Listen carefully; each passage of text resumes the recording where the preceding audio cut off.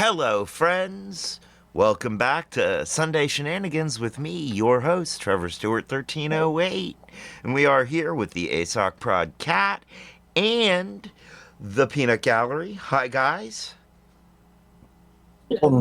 How are you?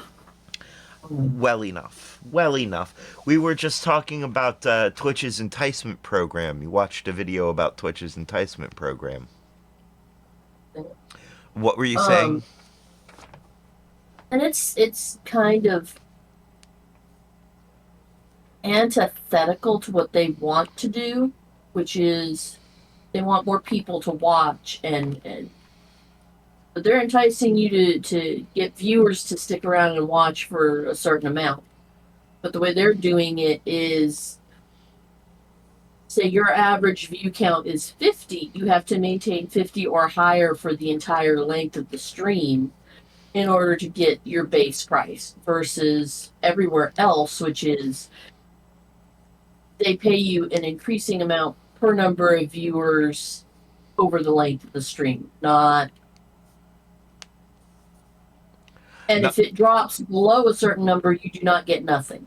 Versus Twitch, where if you are supposed to have 50 for the whole length of the stream and you drop below 50 at some point, you get nothing at all for any of the work that you've done.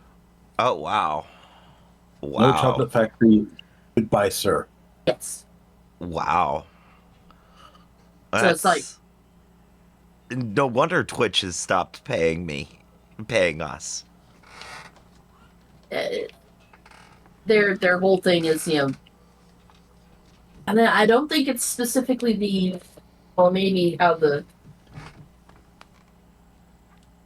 I don't think it's what we're doing, our level of engagement. I think it's like another bonus add-on thing. Oh, But okay. um definitely part of it is they want you to maintain a minimum number of viewers at whatever level they start that at for you. And if it drops below, then you don't get paid for that stream anything. Versus everywhere else where, okay, so you had, on average you had a consistent 50, so we could pay you for 50. Okay. Or you started off, so we're going to pay you for like having 25 viewers for the first hour of your stream, but then we're going to pay you more for the second half because you suddenly spiked up to 700 because you said something controversial and everybody showed up to yell at you. Right. Okay. Vanilla is the best flavor. Definitely one of the most exotic, if also most frowned upon. I am not going to I'm not going to weigh in on this one. I'm just going to go right into the ad read. Today's pre-rolls brought to you by the Hidden Leaf, downtown Charlottesville, 105 West Main Street, on the downtown mall, above the bricks, Suite 200. A great place to go with some great buds to get some great buds, eh, bud? And the only thing better than their bud is their customer service.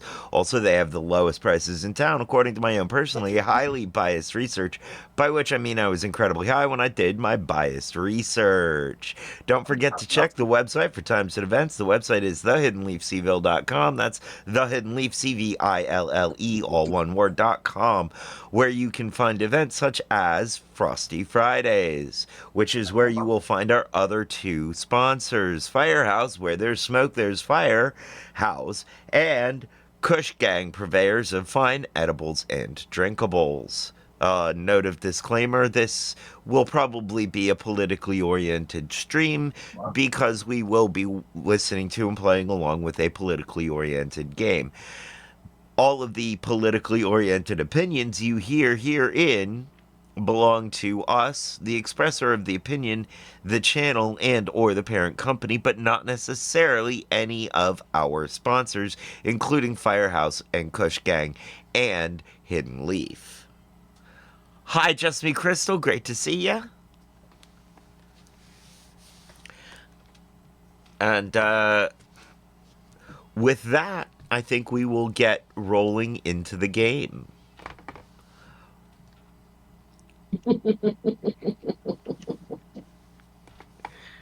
I ain't buying into this exceptionally controversial topic that we're about to talk about.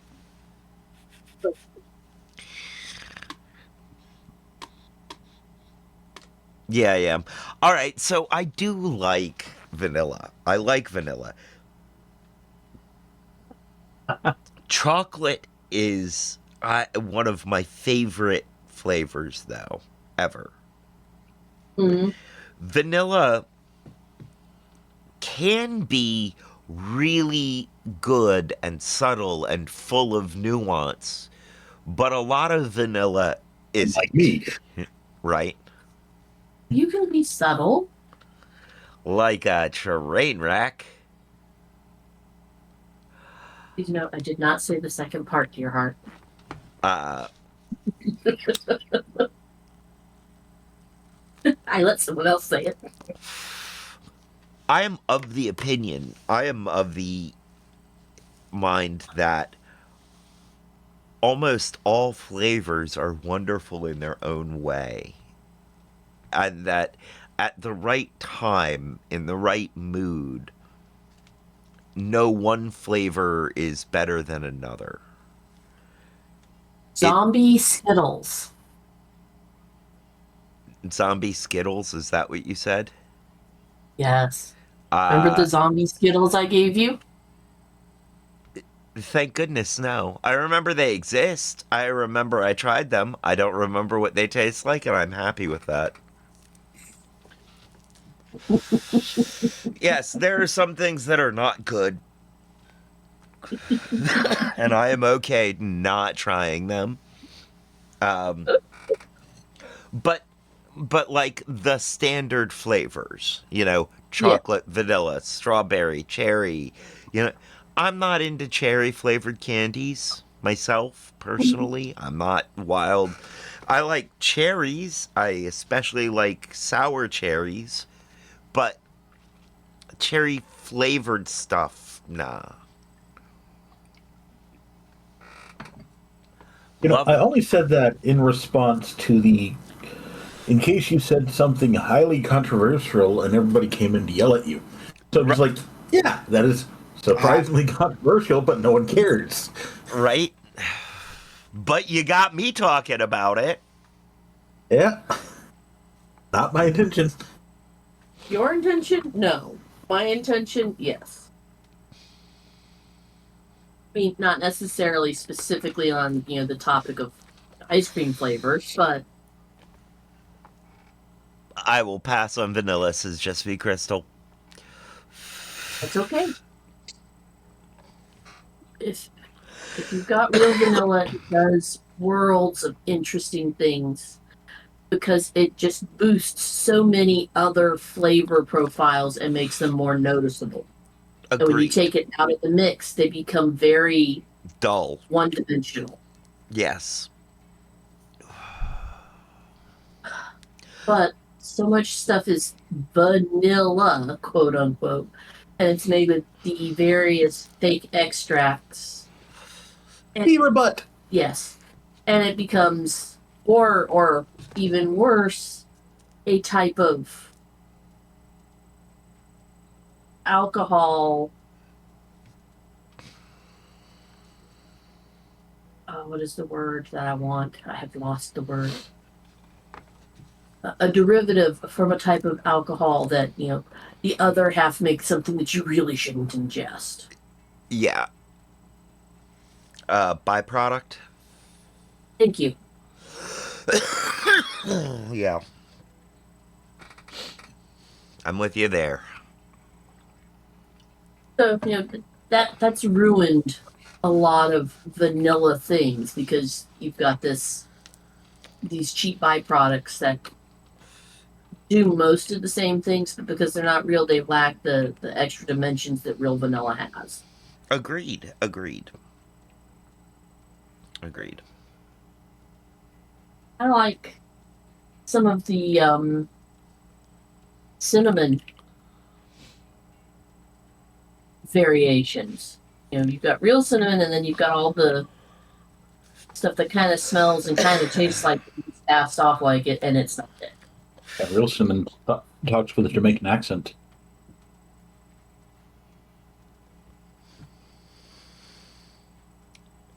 I was never sure how I felt about that Apple Jacks commercial. I was there was a part of me that was like, that feels culturally appropriative. You know, the cinnamon. It was like, I feel like I that's forgot about that commercial until both of you said that. I that was one of the first times where I began to understand really kind of without help began to understand and see cultural appropriation and go, "Oh, that's not okay." Like, ooh, ooh, if a white person wrote that, that's not cool.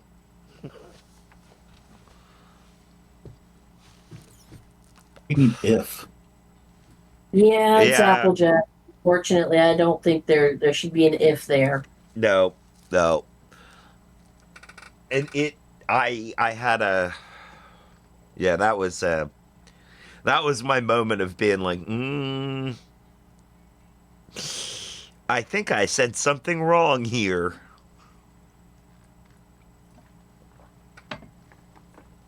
Oh, pity. It's it's kind of weird to know when those moments happened, to be able to Yeah. point to it and go, oh, well, that's when. Mm, But I think it's also good to be able to see that, to look at your history and see, okay, here's where I made my changes. mm.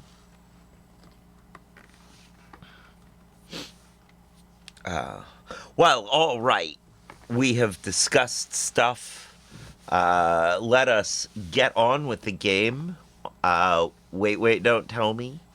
This week with Mm-hmm. special guest Julia Fox. That should be fun. Mm-hmm. Has everybody clicked on the screen? Yep.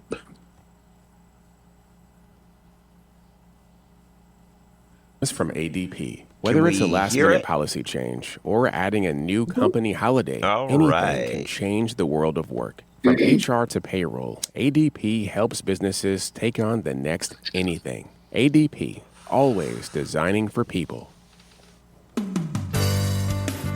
From NPR and WBEZ Chicago, this is Wait, Wait, Don't Tell Me, the NPR News Quiz. I'm Dr. Che Rhymefest Smith, and even though I'm a doctor, I still can't cure my rhymes disease. And here's your host at the Studebaker Theater in the Fine Arts Building in Chicago, Illinois, Peter Sagal. Thank you. Hey, Peter.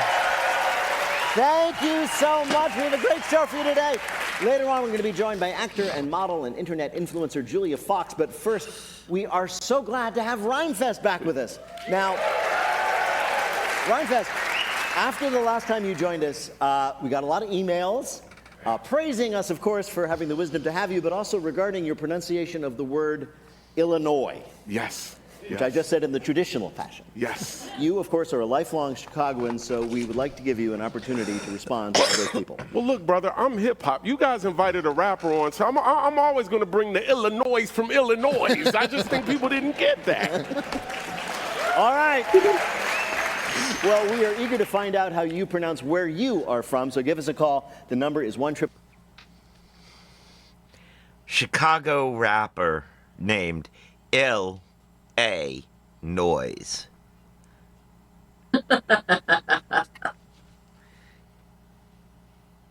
I don't know why it hasn't happened yet. Illa Noise. Is 1-888 wait wait. That's 1-888-924-8924. Honestly, it probably Let's welcome has our happened. first They just listener haven't contestant. How you gotten on enough views yet. Yeah. Problem is, he was probably not a great rapper, so it didn't go Yeah. very far. No. My first listener contestant. Hi, you're on Wait, Wait, Don't Tell Me. What was that? I said the noise was too ill. Don't tell me. People just end up being annoyed.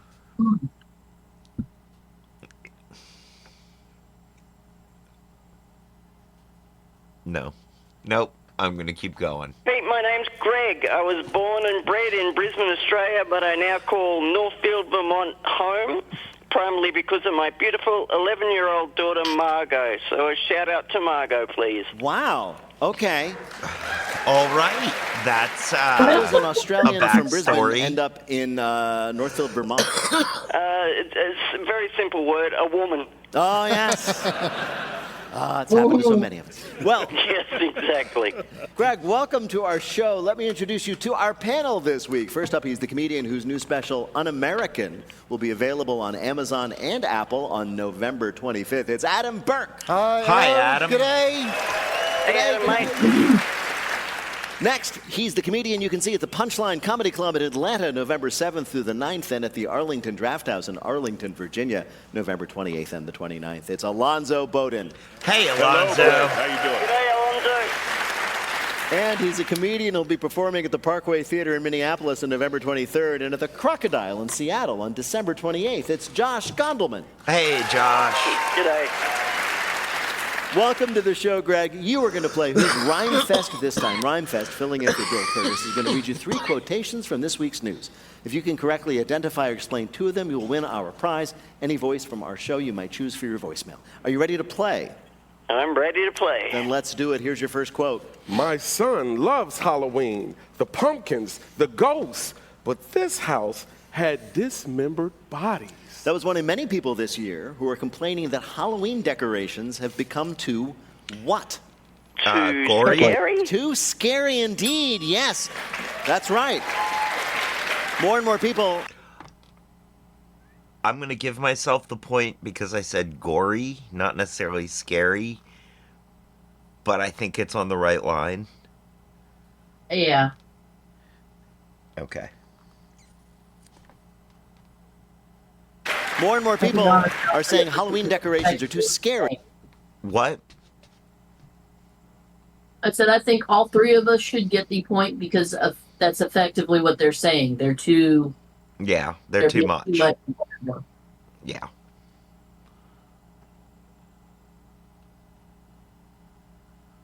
Scary, according to the New York Times, the official newspaper of cowards. Everything keeps escalating year. What was that? That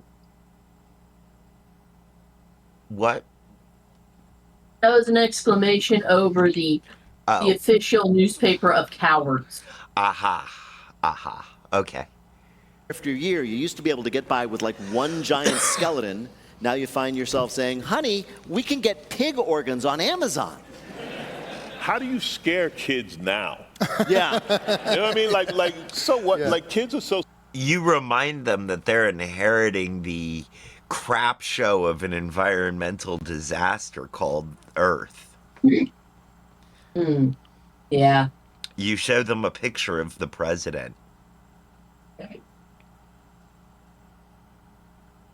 are so sophisticated with digital media and everything. You think they're really going to be scared because, oh yeah, there's some pig organs. Oh, I know where to get those on sale.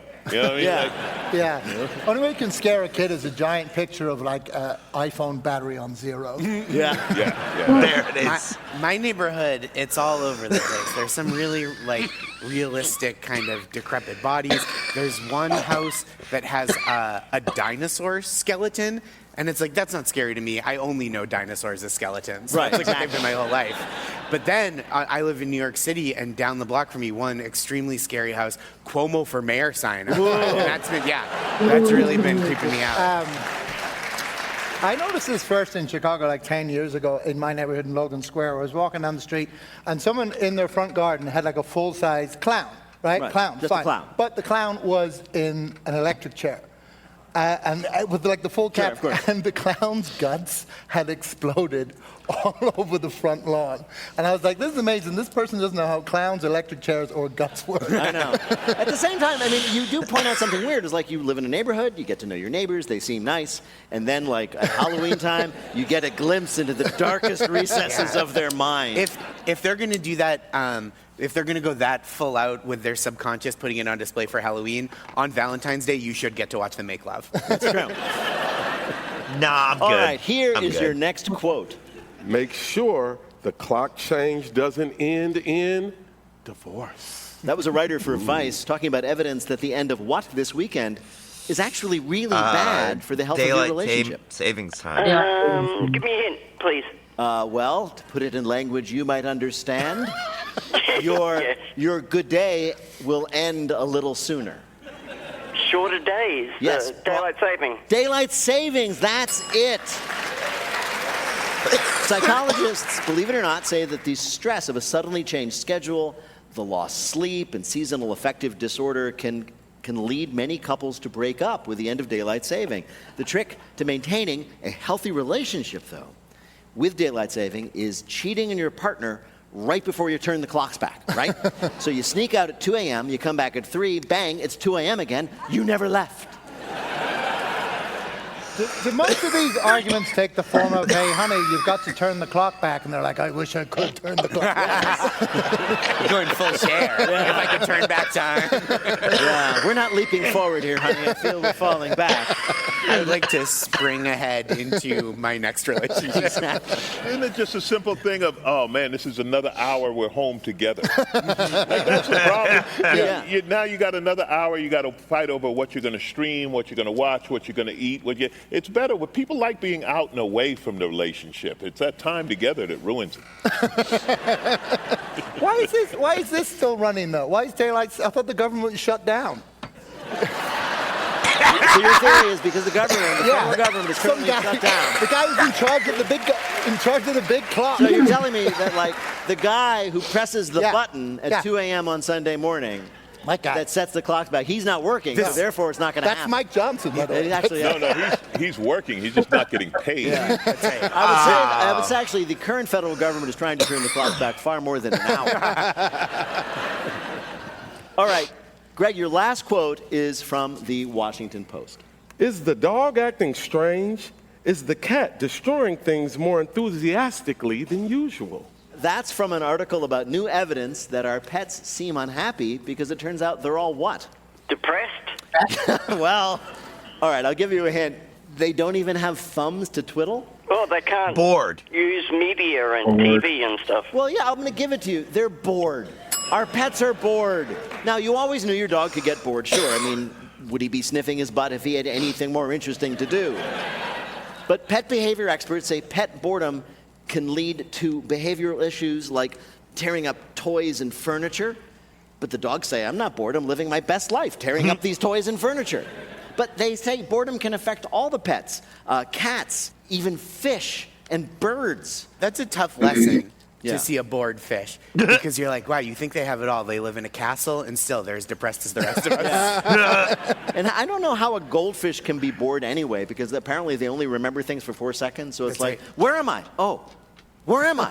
Oh. I wonder how you can tell a bored fish from an excited fish. That's also true. And if the fish are bored, introduce them to the cat. That's true. That's an exciting activity for both of them. The excited fish are the ones with their mouths open. Can I say? What was that? And if the cat's bored, introduce them to the fish. Right. Won't be bored for long. Of course, after it catches the fish, it'll be bored again. Now you just got to make it a puzzle.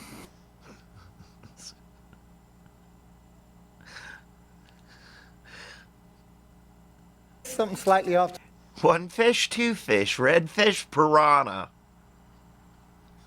Wrong type of puzzle, but I like where you're going. Topic about dogs. You may. Prince Andrew just lost all his titles. Yeah. And now he's called Mr. Andrew Mountbatten Windsor. Yes. And doesn't that sound like the name of a particularly recalcitrant Cocker Spaniel? It does. It really does. The last time, Mr. Anthony Mountbatten Windsor. Anyway, so in case you're concerned about Quit this, humping we are legs. told that we need to help stimulate our pets by making their daily lives more interesting. One technique, engage your dog's mind, right? Don't ask, who's a good boy? Who's a good boy? Ask, what does it mean to be a good boy in today's fragmented society? What's a 6-letter word for good boy? I like all these philosophical pets like Emmanuel Cat. Get out. I don't Get out. Day dog. Rhymefest, how did Greg do in our quiz? Greg got them all right. There you go, Greg. Congratulations. Thank you so much. It's been an honor to be on the show. Thank you so much. Bye-bye. Thank you. You have a Greg. great day. You too. Right now, panel, it is time for you guys to answer some questions about this week's news. Alonzo, IKEA made headlines this week when they unveiled their newest product. It is a bed custom designed for your what? Can you give me a hint? It does come in a very There's so many small. things. It does come in a very small box. For your toy. No, I'll give you Doll, not exactly. Hat? I'll give you a hint. It's like, well, you make sure when you tuck it into its new bed, you cover it up and you put it into airplane mode. Oh, wow. Phone? Oh, For your phone? Yes, a bed for your phone. It's a tiny smartphone-sized bed, complete with a tiny assemble-it-yourself bed frame, plus a little mattress and blanket. It's the only IKEA instruction booklet where the cartoon people in it are yelling at you for buying this thing. And of course, they don't have any language. They're just looking at you like, wow. The phone bed is meant to promote your own rest by giving your phone its own designated place out of your arm's reach. But now, instead of waking up in the middle of the night and being distracted by your phone, you might wake up in the middle of the night to find your phone still awake, looking at an even smaller thing. I mean, we all knew it was going to happen, but it's nice to be present at the moment when the guy at IKEA finally lost his mind. Yeah.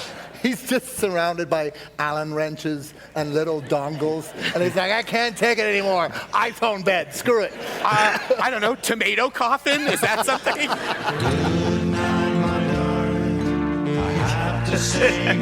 Tomato coffin. Told you they're necromancy. First network types. AI applicate code tool. Insurance companies. This message enhanced photography. What were you gonna say? nothing. I just said, yeah. Yeah. Tomatoes are necromancy.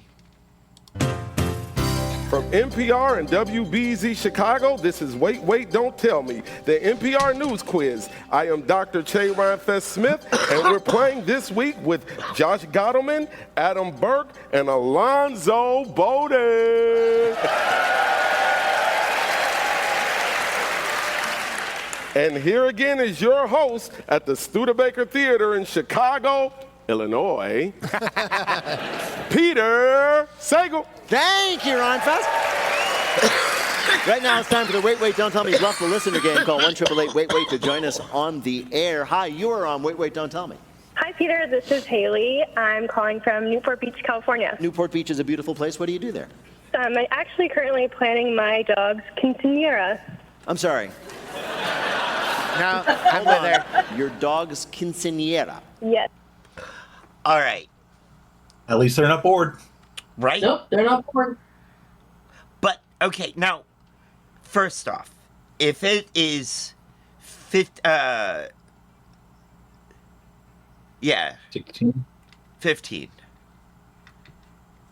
Yes. 15.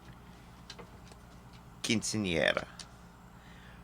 Because after 15, it's DSE. 16, 17, 18, 19, 20, 21, 22. Yo no hablo español muy bueno. It's only from 11 through 15 that it is not the base plus the remainder. 11, 12, 13, 14, 15. I always get 14 and 15 mixed up, though, so it might be 15, 14, and quinceañera might be 14, not 15.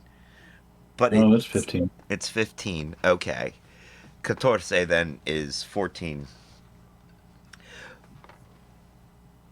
But if this is 14 in human years...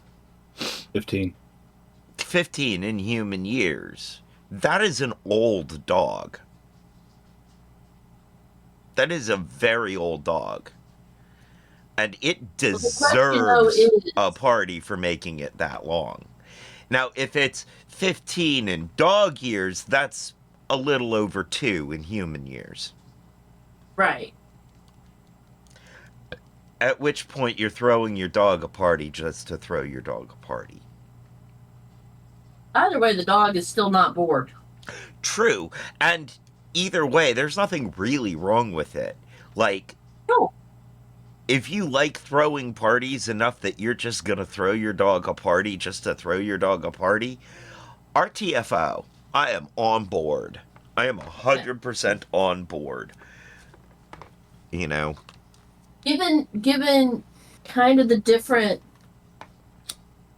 connotations, I'm really kind of hoping it's like, 15 in dog years, because that'd be a little bit more appropriate. I mean, it would be. I kind of hope it's 15 in human years, just because I feel like that's way more impressive. All right, fair.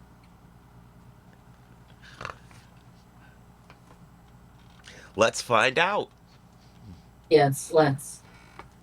Puppy love. Oh, yeah, puppy love. Yes, she's turning 15 next month, so we're having a big party for her. That's awesome. That's great.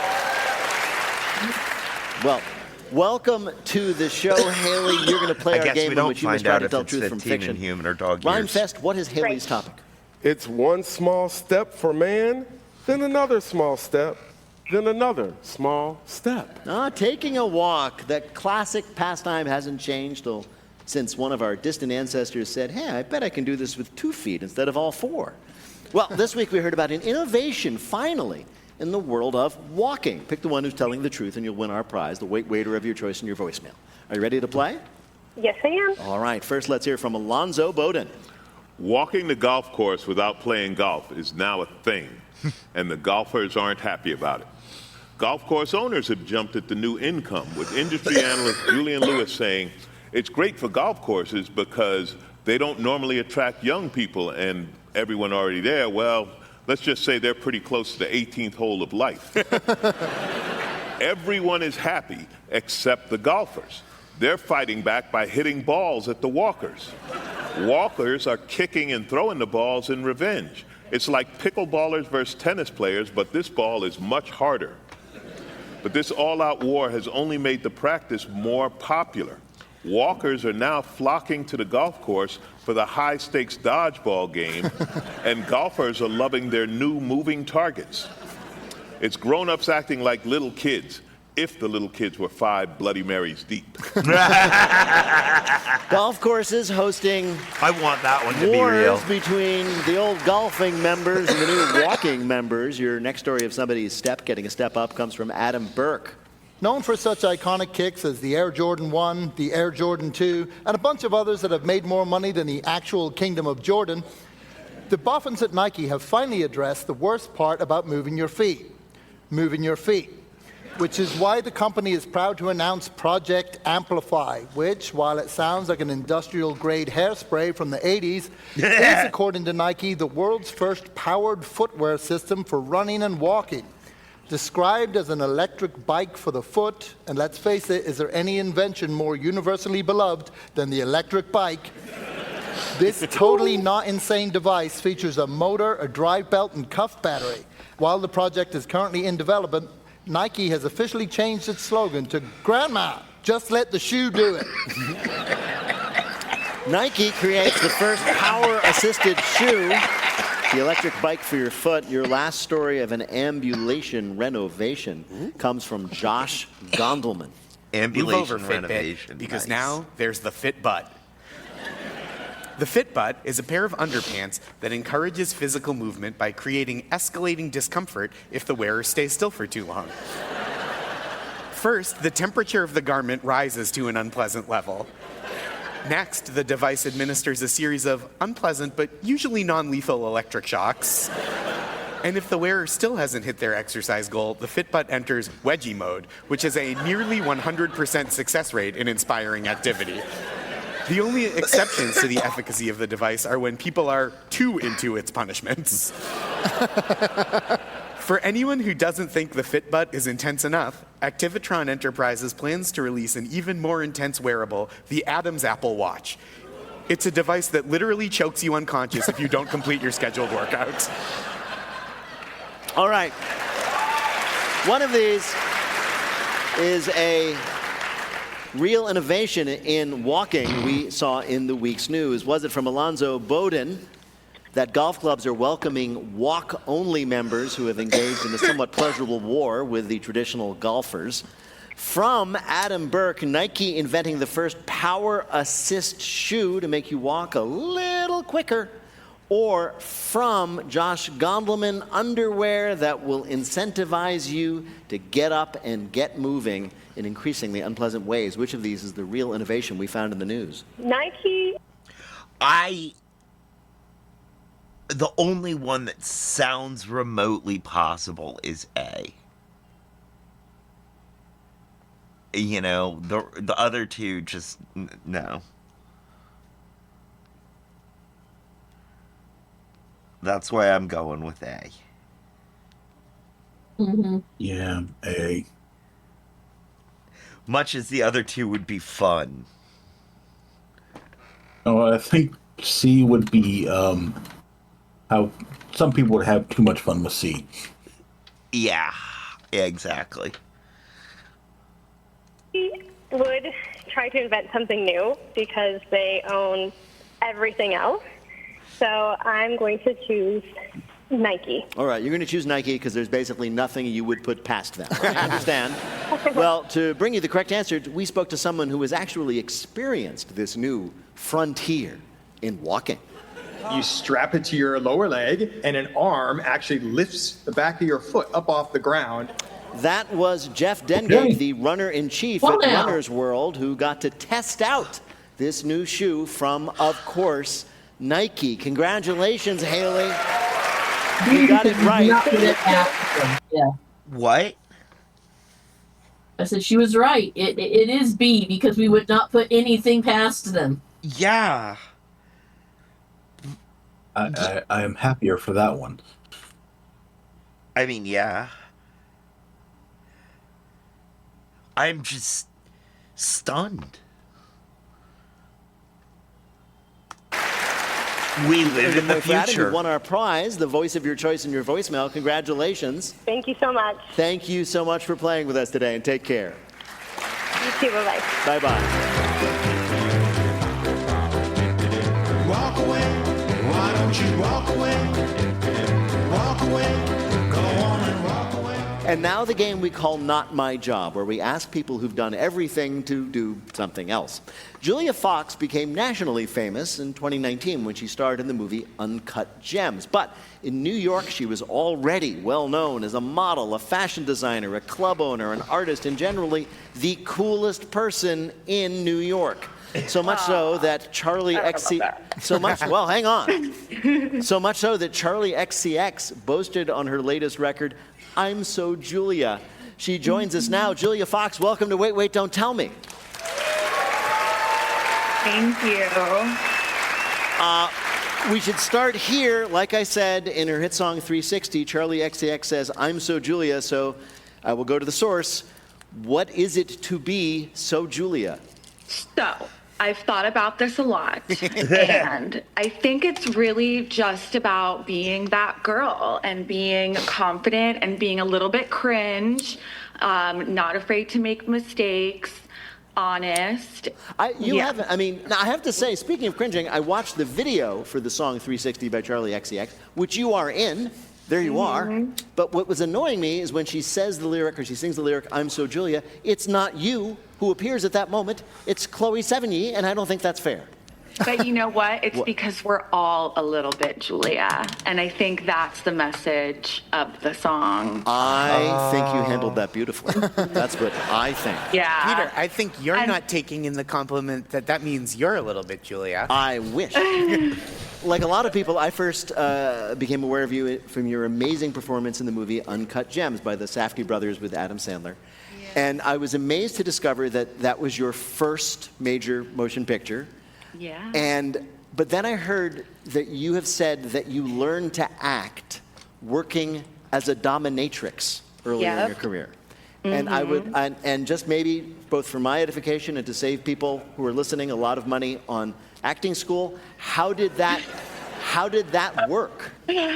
So, you know, I will say that my whole life, everyone always told me, you should be an actress. You're so dramatic. You're a thespian. You're, you know, all of these things. And I just never really had the self-esteem to imagine something like that for myself. And so I always say acting chose me because I really would have never in a million years had the balls to pursue it. You know, and so, yeah, when the opportunity, and then back to the dominatrix. Oh, yeah, that, yeah. Yeah, of course, about that. I went on Craigslist, and now I don't think they have it anymore, but there was a section called, I think, adult gigs. Yeah. And it was all just like prostitution ads, and I wasn't there yet. I was like, no, I can't do that. Like, that's too much. But I found an ad, and it said, like, no nudity, no this, and you can make up to $1,000 a day. So obviously my curiosity was piqued.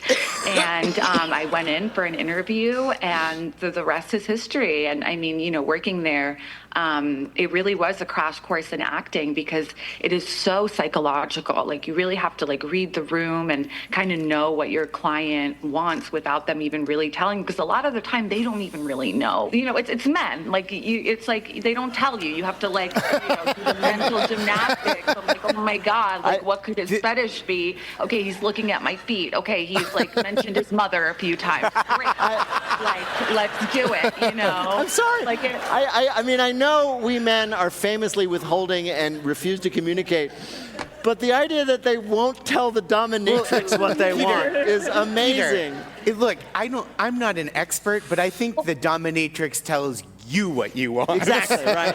That's the job. You'd think, but you know, you also do want to accommodate them, and you know, but it's true. They I think they get embarrassed, like saying what they want, because sometimes it's kind of embarrassing. I'd be embarrassed too if I were them. So I just tried to make it as like easy and streamlined, and yes, I got you, and I had to, you know, play so many characters throughout the day, whether it was a nun, like a mean nun, or like a scary mommy, or like a bratty big sister, the popular girl at school. That was the big one. Like, popular girls have wreaked hell for these men. Wait a minute. I want to say two things. First of all, we've been doing the show for a long time. This is the most interesting conversation we've ever had. Bar none. Bar none. And secondly, being a man, I know men, and I am sure that at least one of them out there knows that they can never tell how they met you, but they so want to. Oh, you see that woman on the cover of that magazine? Well, I knew her back in the day, you know? Anyway, I want to ask you, speaking of being in the covers of magazines, you worked as a model and you were yourself a fashion designer. You are known for your extraordinary outfits.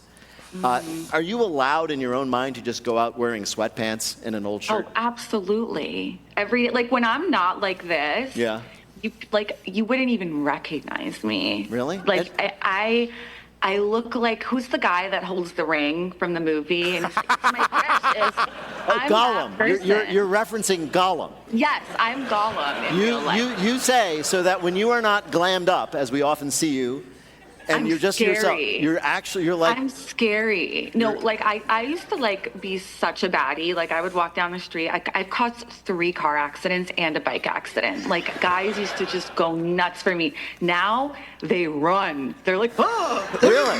Like run in the opposite direction. Yeah. Like I swear to God. And do you enjoy that? Kind of. I do. I really own it. Like, I used to just get hit on so much that, like, I had a really big butt. I still kind of do, but not in the same way. So I used to, like, they weren't even looking at me. Like, they were just looking at my butt and, like, causing, like, literal accidents. I'm not kidding. 1 in LA, 2 in New York, and the bike accident So wait a minute. in France. Again, The bike accident. First of all, Wait, hold on. I swear. remember when I said this was the most interesting conversation we'd ever had? I have one follow-up question. Please. Just, I feel like I would be remiss not to ask. You said your butt caused a bicycle accident in France. Did Yeah. your butt ruin the Tour de France? I just felt like I was leaving it on the table. Okay. I just had to ask. Just Thank turning over and seeing the baguette in the basket sadly laying on the ground. Well, Julia Fox, I think as I've made clear, I could talk to you all day. But we have invited you here today to play a game. And we are calling it this time Recut Gems. So you starred in the movie Uncut Gems, as we mentioned. So we thought we'd ask you about recut gems. That is, movies that were recut from their original version. Answer 2 out of 3 questions about these special editions of movies, and you'll win a prize for one of our listeners, the voice of anyone they might choose for their voicemail. Rhymefest, who is Julia Fox playing for? Heather Davis of Orlando, Florida. All right, you ready to do this? I just want to preface this by saying I'm so bad at like multiple choice. I was the kid that needed the extra time. All right, we are saying, okay? We are happy to provide whatever help you need as we do this. Here we go. When Hayao Miyazaki's animated film Princess Mononoke was set to be distributed to American theaters, producers wanted to edit it to make it more marketable for Americans. Yep. How did the legendary director respond? Was it A, he sent the producers a sword along with the message, "No cuts"? B, he submitted his own edit, which cut everything between the title and the words "the end," and he said, "Your choice." Or C, he told them that in Japanese culture, changing an artwork after it was seen by the public is the height of dishonor, and they bought it. He sent the sword. Yes, he did. That's so correct. Oh, You got I love that immediately, and I'm guessing, tell me if I'm wrong, that's because that's what you would do. Absolutely. I figured, yeah. Movies, second question, you did very well. Second question, movies are often cut in order to secure a more family-friendly rating, right? That was definitely true of a film that would have been rated R if the original cut had been released. Was it A, Cars 3, B, My Little Pony the movie, or C, Scooby-Doo? I'm gonna say Scooby-Doo. And you're right again, Julia. Wow. She's on fire. I mean, I don't see why you sold yourself short. Yes, the studio cut the edgier jokes, and they also used, we are told, CGI to cover up the heroine's cleavage. Ooh, okay. All right. All right, Last I question. believe You'll that. see if you can be perfect in this as you are in most things. Some of the most interesting recuts of movies are done not by directors, but by their devoted fans. Which of these is a real fan edit of a film that you can enjoy if you can find it? A version of the entire 17-hour-long Harry Potter movie saga cut down to an hour and a half. B, a version of Batman Begins intercut with the movie American Psycho to make Bruce Wayne seem insane. Or C, a version of the original Star Wars trilogy in which every change later made by George Lucas has been painstakingly changed back. I'm going with I'm C. just gonna go with Star Wars. Go with Star Wars. Well, you're right, because those are all real. Yes, they are all real. Because they all seem plausible and like brilliant ideas that like fans would do. Yes, you exactly. know? Is the short Harry Potter one, they just listen to Hermione? Yes, exactly. Rhymefest, how did Julia Fox do in our quiz? Julia dominatrix the game. We got all 3 right. She disciplined it. He was, I can tell you. Julia Fox is an actor, model, fashion designer, and the author of the remarkable memoir Down the Drain, which I highly recommend. You can see her starring in the movie Him, which is streaming now. Julia Fox, what a joy to talk to you in person. Thank you so guys. much This was for so joining. fun. Let's do it again soon. I'd love to. We'll see you around the clubs. Take care.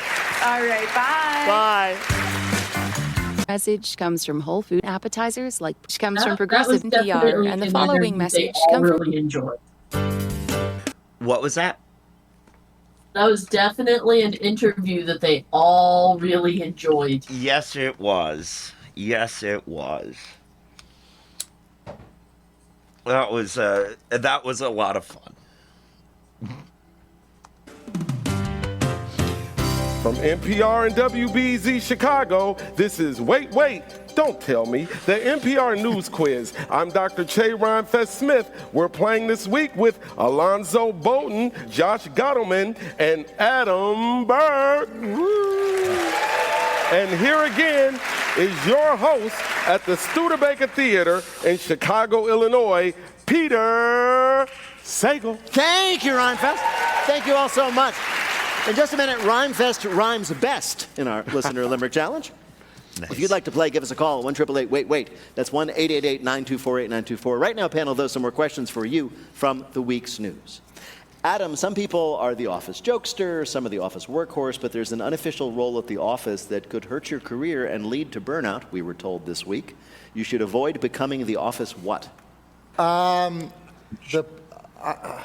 I don't know. Can I get a clue? Sure. They might say, like, I'm not mad at these expense reports. I'm disappointed. Oh, like the office parent? The office parent, yes. It turns out most offices have an unofficial office parent, the person at work who knows all the birthdays, is always there to help.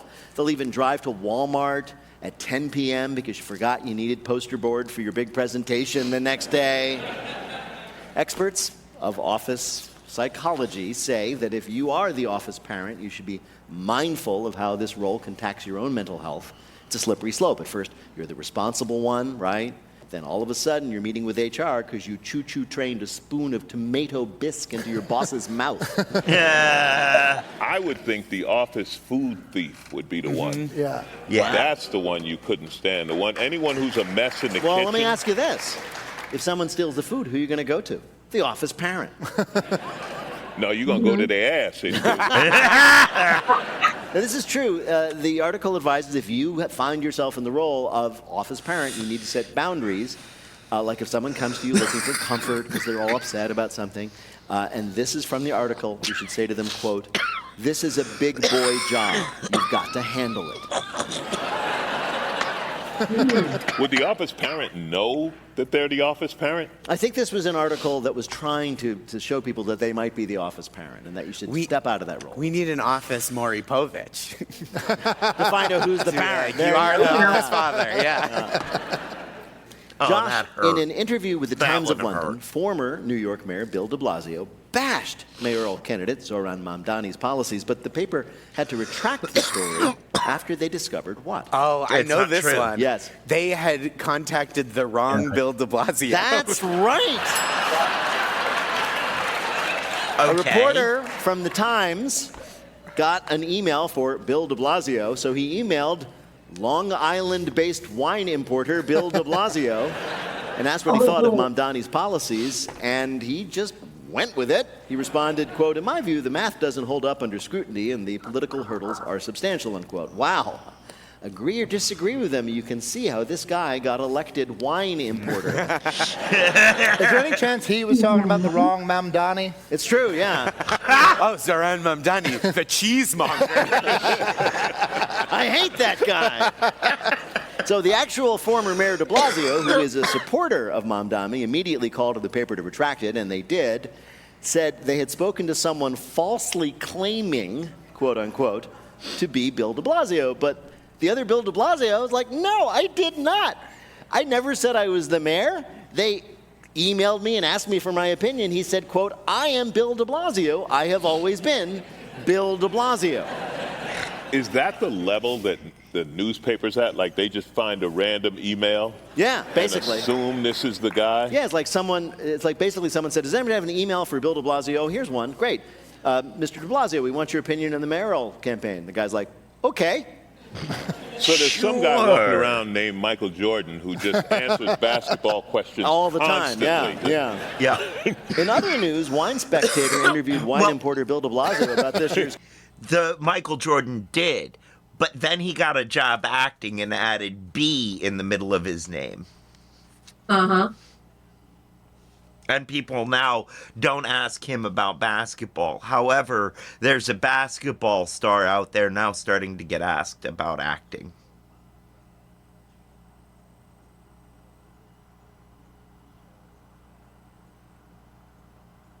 Mm-hmm. About this year's Cote de Rhone vintages, and he didn't know anything.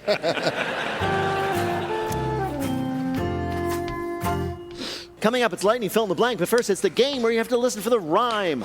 If you'd like to play on air, call or leave a message at 1-888-WAIT-WAIT. That's 1-888-924-8924. You can see us most weeks right here at the Studebaker Theater in beautiful downtown Chicago. You can also catch us on the road. We will be in Phoenix, Arizona on December 4th. And next week, we are going to have our first ever show in Orange County, California, with just a few more tickets just released. For tickets and information to all our live events, go to nprpresents.org. And if for some reason you want to see even more of us, find us on TikTok at WaitWaitNPR. Hi, you're on Wait, Wait, Don't Tell Me. Hi, this is Anne in Vancouver, Washington. Oh, how are things in Vancouver, Washington? I hurry to emphasize. Oh, they're quite cold but beautiful. And what do you do there in the beautiful outdoors in the Pacific Northwest? I mostly play and watch live music in Portland. So you're a Portland musician. Right. Yeah, what would you describe your genre as? Oh, it's kind of a weird genre. It's progressive rock. Oh, heard of it. Now, in Portland, is that prog rock, or is it just like rock and roll music that believes in prison abolition? You pretty much nailed it. Yeah, It's pretty both. much. Gotcha. Well, welcome to the show. Ann Rhymefest is going to read you 3 news-related limericks with a last word or phrase missing from each. If you can find that last word or phrase correctly and through the limericks, you'll be a winner. You ready to go? I'm ready. All right, here is your first limerick. We wine snobs have found fun escapes. Through fruity vats, we get to traipse. It's a wine lover's camp where we stump and we stamp. Grapes. Yes, we get to smash our own Grapes. Yes, grapes. Rich wine snobs are spending thousands of dollars to go to wineries and crush grapes with their feet. They're calling it Grape Camp, and it costs $5,000 to $7,000 for the weekend just to go there and make your own wine. You pick the grapes, you stomp on them, you bottle. Grape Camp. Yep. There are younger generations who are getting this wrong. I'm sure of it. And going, I don't want to go to Grape Camp. That sounds awful. I don't know. It sounds like a great place to be. Only if grape is what you enjoy. And my question is, does it teach you to grape, or does it teach you how to get graped? Like, the whole thing feels very uncomfortable. Considering the price of those tickets, could be both. My question is this camp located centrally or, in a central landmass, or is it on an island? Yeah. They repurposed it. Epstein Island, yeah.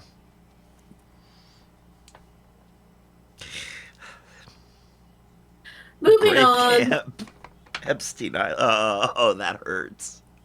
The juice, then in about a year, you can order and drink the rosé that you yourself created.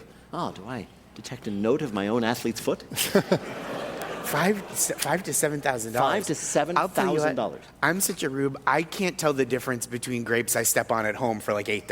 I know. Just the ones that fall on the floor and you're walking in the kitchen barefoot. Yeah. So I wonder how much do the people who, because there are people who actually do this, who actually stomp the grapes to make wine.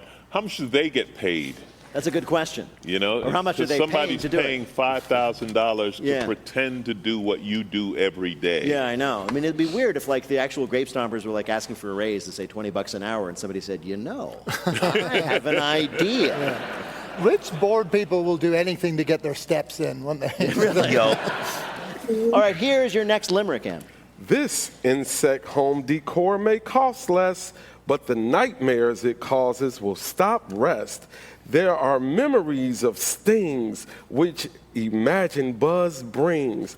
I have hung up a dried up old wasp.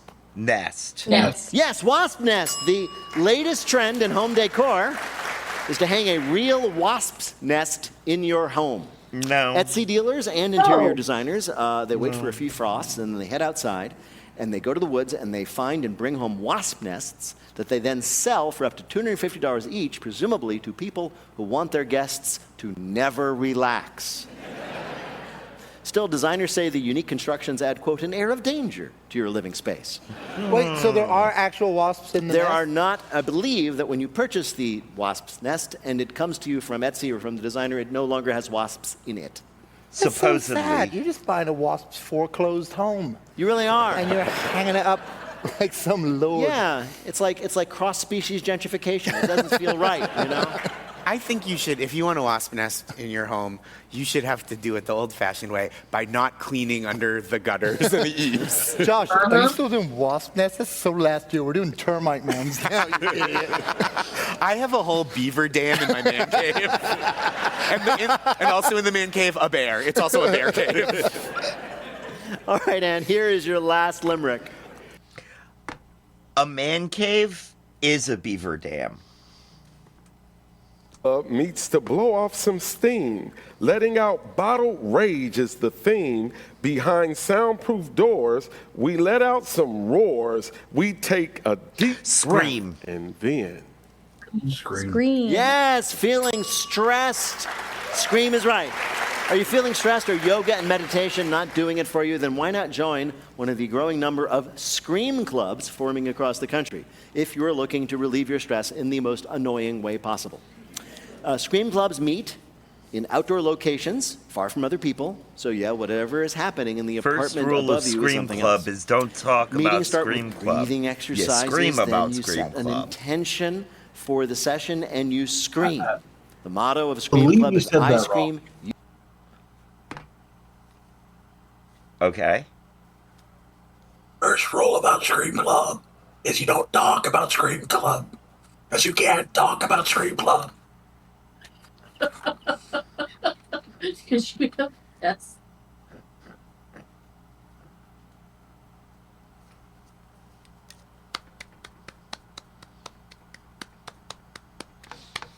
That deserved applause. We all scream because we can't afford a therapist. The first rule of Scream Club is you don't talk about Scream Club, which is hard because everyone knows from all the screaming. It's like, what was all that screaming? No, this is actually true. The first rule of Scream Club in the article, the first rule of Scream Club is you have to sign a waiver because you're not going to release them from liability when you damage your vocal cords. That's true. And the second rule of Scream Club, also true, is you cannot tell anyone what's bothering you. You have to keep it inside and just scream. What a silent generation ass rule that is. Rhymefest, how did Ann do in our quiz? Also, we should all scream for Ann. She got them Not all correct. healthy, I don't think. Yay! Congratulations, Ann. Thank you so much. Equestrian. What? I bet everybody who signs up for it is an equestrian. They're horse people. Ah! That was good. Thank you. Take care. Bye-bye. Bye.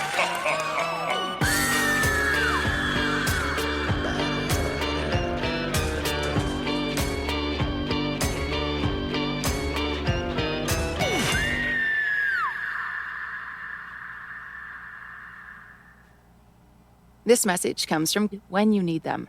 Password, secure and slippers and underwear. Lightning fill in the blank. Each of our players will have 60 seconds in which to answer as many fill in the blank questions as they can. Each correct answer now worth 2 points. Rhymefest, can you give us the scores? Josh and Alonzo each have 2. Adam has 3.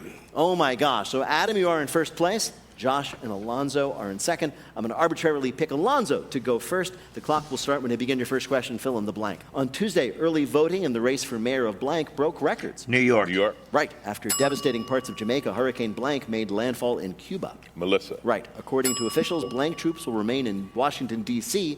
until February. National Guard. Right. This week, Slovakia passed a law that will introduce speed limits for blanks. E-bikes? No, pedestrians. According to a new study, climate change is changing the shape and location of blank. Oceans? No, Greenland. After a large group of students in Illinois were caught using AI to cheat in class, they were then caught using AI to blank. Eliminate the records of them cheating in class? To write their letters of apology. Dozens of students at the University of Illinois who were caught using AI to cheat proved that they had learned their lesson by using AI to write their apology letters. The professor says he knew something was up when every letter started the exact same way. Webster's defines apology as... Rhymefest, how did Alonzo do in our quiz? Alonzo got 3 right for a total of 6. He has 8 points altogether. He is in the lead. There you go, Alonzo. I'm going to say this one's still open. I'd say this one's still up for grabs. Okay. Josh, you're up next. Please fill in the blank. On Thursday, King Charles announced he was stripping blank of his royal titles. Prince Andrew. Yes. On Monday, Bill Gates published an essay saying the world should use fewer resources to combat blank. Climate change. Right. This week, the White House announced that they would again begin testing blank weapons. Nuclear weapons. Yes. On Tuesday, a walk-off home run ended the 18-inning-long third game of the blank. World Series. Right. This week, a judge in Detroit was shocked when a police officer joined a trial via Zoom without any blank. Pants? Clothes? Close enough. Pants. According to a new study, people who smoke blank before the age of 15 are more likely to use it again later in life. Pot? Marijuana? Yes. On Thursday, Netflix released the trailer for the final season of its hit series Blank. Stranger Things. Right. This week, a woman on vacation in Venice went viral after a video showed her following Google Maps directions and blanking. Getting lost? Falling into a canal? Exactly right. Wow. The woman, that was very good. Look at that. Look at that. Wow. The woman was filmed holding her phone and walking down a small set of stairs that led directly into a canal. Turns out Google Maps walking directions kept telling her to go straight, and she didn't want to argue. See, this is what happens when you use Google's new Messiah mode. Rhymefest, I think Josh did pretty well. What do you think? Josh got them all right for a total of 16 points. He has 18 now. He is in the lead. All right. I knew he'd pass me on that. I knew there was a lot of pressure on you on that one, Josh. So how many then does Adam over here need to win? Adam, you're going to need 8 to be great. All right. Here we go, Adam. This is for the game. On Wednesday, 5 new suspects were arrested in connection with the heist at the blank. The Louvre. Right. On Monday, President Trump said it was pretty clear the Constitution did not allow him to blank. Give money back to Right. Snap. This week marked the 30th day of the blank without signs of any end. Government shutdown. Right. On Wednesday, the Federal Reserve cut blanks to their lowest level in 3 years. Interest rates. Interest rates? Right. According to new data, thanks in part to GLP-1s, the U.S. blank rate is declining. Obesity? Right. On Obesity. Tuesday, it was announced that a newly discovered book from children's author blank would be published next year. Oh. Oh yeah, don't. The Marquis de Sade? I don't know. What did you get read to as a child? Hey, Doctor, I was in an advanced class. Dr. Seuss. And what is definitely the biggest heist news this week, police in Spain say they finally caught the criminals involved in stealing 1,000 blanks. Chairs. I had no idea. 1,000 chairs from restaurant outdoor patio. This week, the Spanish police announced they had arrested 7 suspects in the theft of over 1,000 chairs from outdoor seating areas across Madrid. Man, that must have been a hell of an operation. Can you imagine having to go up to 1,000 different people and ask, is this seat taken? It is now. Rhymefest, did Adam Burke do well enough to win? Adam got 5 right for a total of 10. He has 13 points. That means Josh. It just means Josh. Good job. It means Josh. It means Josh. It's posh. Josh is posh. Coming up, we're going to set our clocks back this weekend, so we will ask our panelists to tell us what they will be doing with the extra hour they get this week. But first, let me tell you that Wait, Wait, Don't Tell Me is a production of NPR and WBEZ Chicago in association with Urgent Haircut Productions' Doug Berman, Benevolent Overlord. Philip Goedeke writes our limericks. Our public address announcer is Paul Friedman. Our tour manager is Shane O'Donnell. Thanks to the staff and crew at the Studebaker Theater. BJ Liederman composed our theme. Our program is produced by Jennifer Mills, Miles Dornbos, and Lillian King. Special thanks to Vinnie Thomas and Monica Hickey. Our Peter Pumpkin Eater is Peter Gwynn. Our visual host is Emma Choi. Technical direction is from Lorna White. Our CFO is Colin Miller. Our production manager is Robert Newhouse. Our senior producer is Ian Chillock. And the executive producer of Wait, Don't Tell Me is Mike Danforth. Now, panel, what will you do with your extra hour? Alonzo Bowden. I will use it to not go to the gym even later. Adam Burke. I'm going to let my iPhone sleep in for another hour. And Josh Gondelman. I'm going to do the same thing I do every year with my extra hour, which is figure out how to manually set the clock on my stove back 1 hour. And if any of that happens, panel, we'll ask you about it on Wait, Don't Tell Me. Thank you, Dr. J. Rhymefest Smith. Thanks also to Josh Gondelman, Alonzo Bowden, and Adam Burke. Thanks to all of you for listening here at the Studebaker Theater and wherever you might be in the world. I'm Peter Sagal. We'll see you next week in Costa Mesa, California. Bring. This is NPR. Well, all right. So, here are the scores. I have just lost at life. What? I have just lost at life. You have lost at life? I, who has constantly railed against the absolute moronic stupidity of daylight saving time, did not know it ended today. Ha!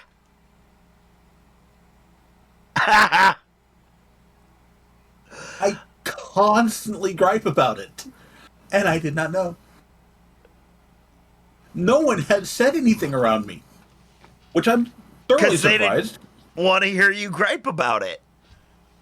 No, usually it's mentioned at work because of shift changes and all that stuff. But Well, no, yeah, there that. No one said anything. And you usually didn't. there's at least one article on the news about it. No, nothing that I heard. I didn't say anything because I thought you already knew. Sorry, dear. Oh, that's don't ask. Oh, it is absolutely hilarious, and I am thoroughly ashamed. I didn't know what day it was until like yesterday. Like I was like, isn't it almost time? Like, isn't this gonna happen shortly? But it was just like nobody said anything, nothing happened, and my clocks just kept matching. My phone just kept matching my car clock, so I was like, I guess it hasn't happened yet. And then yesterday, I heard a mention of it on NPR briefly, and I was like, oh, well. Because it's falling back to real time. Right. And to regain that hour of sleep, that the idiots in the government, I don't care which group or whatever, No, the it's idiots all in of the them. government have stolen from us by implementing daylight saving BS. Go ahead, give us your full daylight savings rant. I want to hear it. Oh, you really want to get me started on this? Let's go. Well, luckily, despite the fact that, yes, there are going to be far more car wrecks, heart attacks, stressful situations in which relationships end, and all sorts of things like that. There are going to be a ton of those this week. The highest point in the year in which there are the most heart attacks in the United States is when we go on to daylight saving time. The day of and 2 days after are the highest death by heart attack rate throughout the entire year. Those 3 days beat almost the rest of the year by double.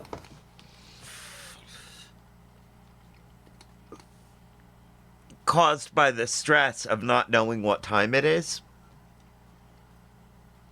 Not knowing what time it is, time changing, everything else being affected. Oh, I have to go into work earlier. Oh, wait, my boss isn't here on time, but I'm still the one getting in trouble.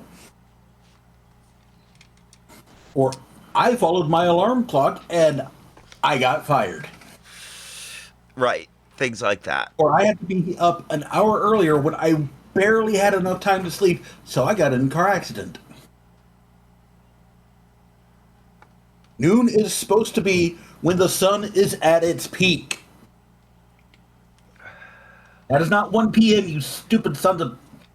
That is noon.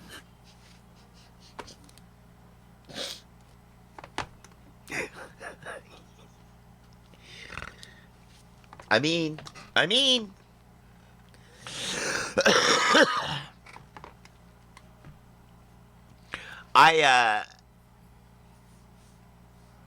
I don't have strong opinions on the subject. Personally. But You might assume that I do. wow. You'd be right. Yes, I was going to say, it sounds like you have strong opinions.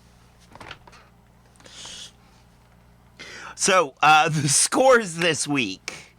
Kat came in third with 29. I came in a close second with 32. And Peanut Gallery took first place with 33 points. I say we should give him an extra 2 points for that rant about daylight savings. Thank you guys for being here. Thank you everybody for being here. Thank you, Just Me Crystal. And thank you all you lurkers.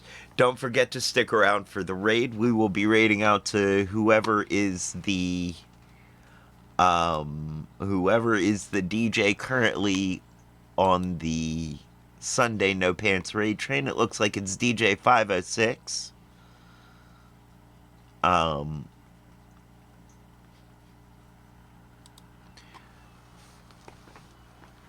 I think, yeah, that's about it, folks. Thank you, everybody, for being here. Stick around for the raid. Now is the time on the show when I say, as they say around here, 2 up, 2 down. VA, double deuces. We're out, y'all.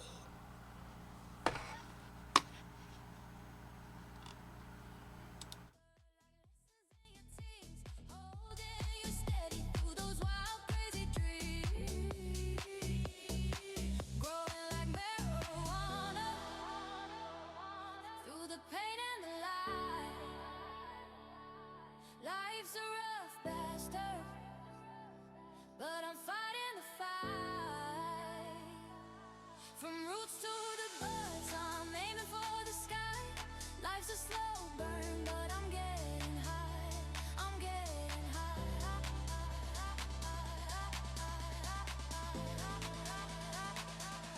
I'm getting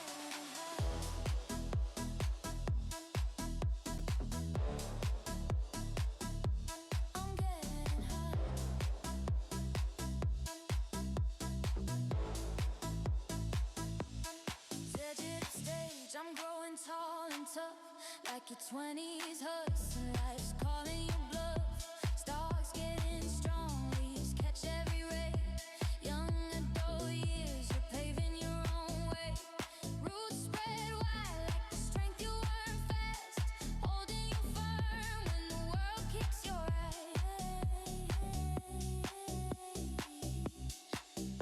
Flowering time, buds bloom full and bright, like maturity's peak, where you're shining your light. Sticky with dreams, smelling sweet with your fire. Adulthood's your chance to chase what you desire.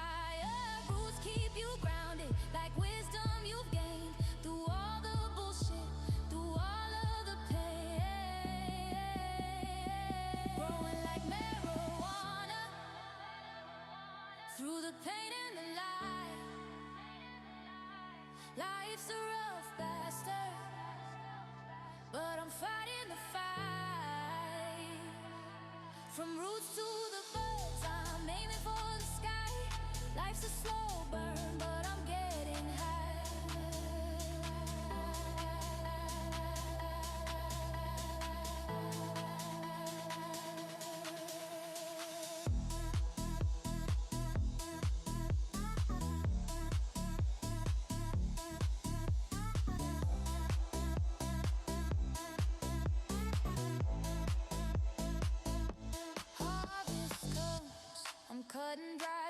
like old age setting in. With wisdom soft glow, buds of my stories killed by time's steady hand. Till the years look back on the life that you planned. Roots still in the earth, like the legacy you leave. Every toast a memory of what you believe. Growing like marijuana through the pain and the light. Life's a rough bastard, but I'm fighting the fight. From roots to the birds, I'm aiming for